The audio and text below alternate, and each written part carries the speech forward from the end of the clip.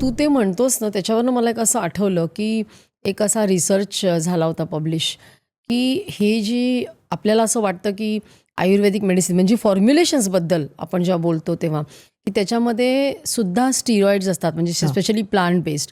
त्याच्यानंतर भस्म म्हणा किंवा आसव ह्याच्यामध्ये अल्कोहोल असतं. तर त्याविषयी लगेच लोकं बोट दाखवतात ना आयुर्वेदाकडे, की हे कसं काय आहे या फॉर्म्युलेशन्समध्ये? त्यात 2 गोष्टी आहेत. एक म्हणजे जे अल्कोहोल असलेल्या गोष्टी आहेत आयुर्वेदातल्या, जसं आसव आणि अरिष्ट. 2च अशी फॉर्म्युलेशन्स आहेत ॲट लार्ज, म्हणजे त्याचा जो सबसेट आहे. त्याच्यामध्ये आसव आणि अरिष्ट असे 2 आहेत. कुमारी आसव, दशमुळा अरिष्ट, कॉमनली सगळ्यांना माहिती आहेत म्हणून नावं घेतोय, किंवा अशोकारिष्ट, राईट? तर जेव्हा तुम्ही स्वरस काढता, म्हणजे त्याचे ज्यूस काढता वनस्पतींचे आणि त्या ज्यूसला फर्मेंट करता. काही धातकी नावाचं एक फूल आहे, ते धातकी पुष्प टाकून आम्ही विशिष्ट प्रक्रिया करतो त्याच्यावरती आणि त्यात सेल्फ जनरेटेड अल्कोहोल तयार होतं आणि ते जेव्हा होतं त्याला आसव म्हणतात. त्याला आसूत प्रक्रिया असं नाव आहे, म्हणजे फर्मेंटेशन. व्हेरॅज जेव्हा आपण काढे करतो औषधांचे आणि त्या काढ्यानं फर्मेंटेशन करतात, तेव्हा त्याला म्हणतात अरिष्ट, राईट? आता अरिष्ट मराठीमध्ये म्हणजे काहीतरी संकट, पण इथे वेगळं आहे. त्या संकटाला दूर करणारं जे ते अरिष्ट, त्या अर्थी त्याला वापरलेलं आहे. पण म्हणून आयुर्वेदामध्ये आसवा अरिष्टांमध्ये अल्कोहोल आहे. तर it is not equivalent to the alcohol which otherwise आपल्याला जे मद्य जी आपण पाहतो, व्हिस्की घ्या किंवा रम घ्या किंवा जी कुठली असतील ती, त्यातल्या प्रमाणांपेक्षा याचं प्रमाण बरंच कमी आहे, राईट? पण त्याबरोबर हे पण लक्षात घ्यायला पाहिजे, की जेव्हा तुम्ही या पर्टिक्युलरली आसवा अरिष्टांसारख्या गोष्टी घेता, तेव्हा त्याचं सेल्फ मेडिकेशन करणं स्वतःच्या डोक्याने कुठेतरी जाहिरात वाचून, कुठेतरी लेख वाचून, कुठेतरी असा पॉडकास्ट ऐकून, असं ते घेणं अयोग्य आहे. आणि म्हणून कधीतरी एका ठिकाणी मला आठवतं एक पेपर आला होता आणि खूप चर्चा आली याची, की अमुक-तमुक आसवं घेतली आणि त्याच्यानंतर ती व्यक्ती, तिला लिव्हर फायर झाला आणि ती मेली. मोठ्या एका लिव्हर स्पेशालिस्टचा ते पेपर होता. पण त्याच्यावरती जेव्हा आम्ही तो नीट वाचला आयुर्वेदिक लोकांनी आणि त्याच्यावरती प्रतिप्रश्न केला, की अरे जर अर्धी बाटली तो पीत असेल किंवा जे चमच्याचं प्रमाण आहे ते सोडून तुम्ही जर खूप प्रमाणात घेतलं तर त्याचा साईड इफेक्ट होणारच आहे. कारण त्यात जाणारं अल्कोहोलचं प्रमाण प्रचंड आहे, राईट? जसं पॅरासिटामॉल हे सेफ आहे ॲलोपॅथीमध्ये, पण तुम्ही अनेक गोळ्या खाल्ल्यात तर ते पण हिपॅटोटॉक्सिक आहे. त्यामुळे त्या दृष्टीने आपल्याला त्याच्याकडे पाहायला लागेल. हां, म्हणजे तुझं असं म्हणणं आहे, की आयुर्वेदामध्ये जसं तू आता पॅरासिटामॉलचा उल्लेख केलास, की पॅरासिटामॉल म्हणजे ताप आला, की कोणालाही दिलं तरी रिझल्ट तोच आहे आणि साध्या अ, थोड्याफार प्रमाणामध्ये आपण तेवढंच देत असतो सगळ्यांना. तर आयुर्वेदामध्ये प्रत्येकाच्या प्रकृतीनुसार प्रत्येकाचा डोस वेगळा असतो का? प्रत्येकाला ते द्यायची म्हणजे त्याला एक डिलिव्हरी सिस्टम वेगळी असते का? त्यात 2 प्रकार आहेत परत, की काही औषधं आहेत ही जसं आत्ता आपण म्हटलं, की बाबा अँटीपॅरेटिक किंवा तापनिवारक या स्वरूपात किंवा खोकला कमी करणारी किंवा डोकंदुखी कमी करणारी, असे त्यांनी दशेमानी गण लिहिलेत चरकामध्ये, की हे 10 औषधांचा ग्रुप आहे. तो तुम्ही तुमच्या बुद्धीनुसार वापरला तर तुम्हाला त्या प्रमाणात त्याचा उपयोग जाणवतो. पण त्याच्या खाली त्यांनी एक तरटीप लिहिली आहे त्या श्लोकांमध्ये पुढे, की ही this is not final, full and final.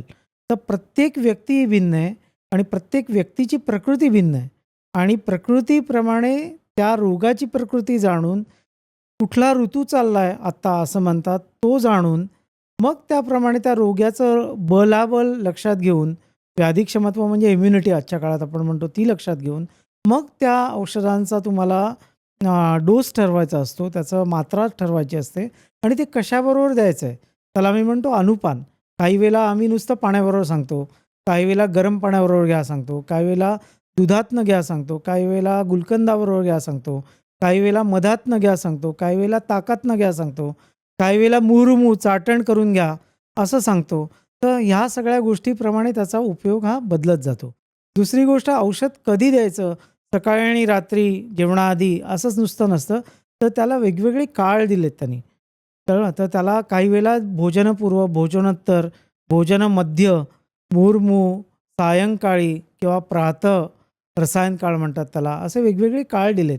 तर त्यानुसार ती जर औषधं आपण रुग्णाला दिली आणि त्यांनी त्याप्रमाणे अनुपान किंवा सहपान, जशी मी आत्ता मगाशी नावं सांगितली, तशी ती घेतली तर त्याचा उपयोग वेगळा होता. आता ह्याच्यात एक छोटीशी मजा सांगतो.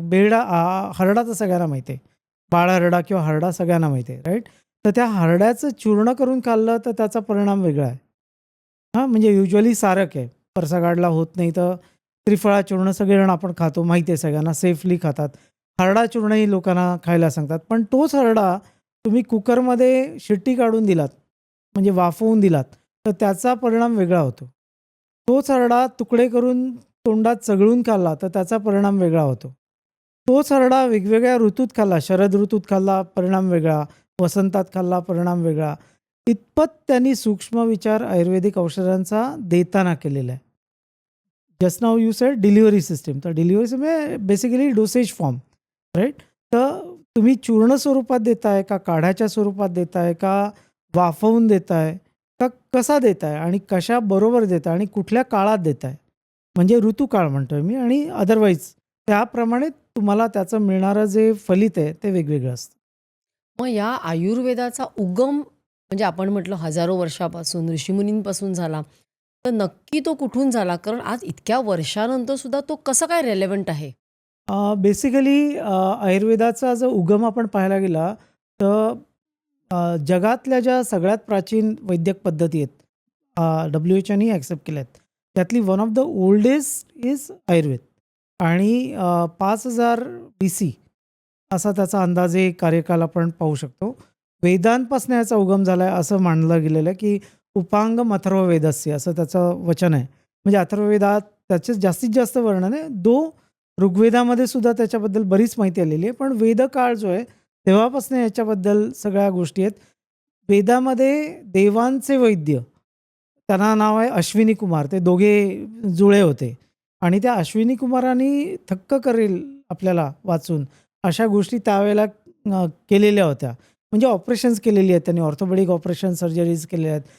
त्यांनी हृदय किंवा तुमचं अवयवाचं वेगवेगळ्या ऑर्गन्सचं प्रत्यारोपण केलेलं आहे. शिरं गेलेलं आहे ते दुसरं बसवलेलं आहे किंवा त्याची कोणातरी देवाचा किंवा कुठल्यातरी व्यक्तीची पाय तुटला आहे, विश्पला का कोणीतरी, तर तिचा पाय त्यांनी कृत्रिम लावला आहे. अशी वर्णन आहेत. म्हणजे आपण असं ते 2 मिनिटं बाजूला ठेवूया की ते कपोलकल्पना आहे. पण ती तरी सुचली कशी? म्हणजे काहीतरी देअर इज समथिंग, राइट? आता गणपतीला हत्तीचं तोंड आहे आणि आपण त्याला सगळे मानतो. पण म्हणजे त्या काळात त्यासारख्या कल्पना अंमलात आणल्या जात असत आणि अश्विनी कुमार हे त्याचं एक्झाम्पल आहे, राइट? पण बरेच जण म्हणतात की ते पुराण आहे, पुराणातली वांगी पुराणात. Let us speak reality. पण त्या काळापासनं हे आलेलं आहे आणि त्याच्यामध्ये तुम्ही जर वेदामध्ये पाहिलंत, तर वेदामध्ये खूप डीपमध्ये शरीराचे वेगवेगळे अवयव किंवा स्रोतसं म्हणजे ज्याच्यामधनं काहीतरी वाहतं. म्हणजे वेसल्स. मग it could be blood vessels, it could be नर्व्हज, it could be anything. योगात त्याला नाड्या म्हटलंय आणि आयुर्वेदात त्याला स्रोतसं म्हटलेले आहेत. एका ठिकाणून ती क्रिएट होतात आणि दुसरीकडे त्याचं वहन होतं. स्रोत या शब्दापासून स्रोतस असा शब्द आलाय. ही क्लिप शेवटपर्यंत बघितल्याबद्दल खूप खूप धन्यवाद. संपूर्ण एपिसोड बघण्यासाठी खाली दिलेल्या लिंकवर क्लिक करा आणि सर्व काही चॅनलला सबस्क्राईब करायला विसरू नका.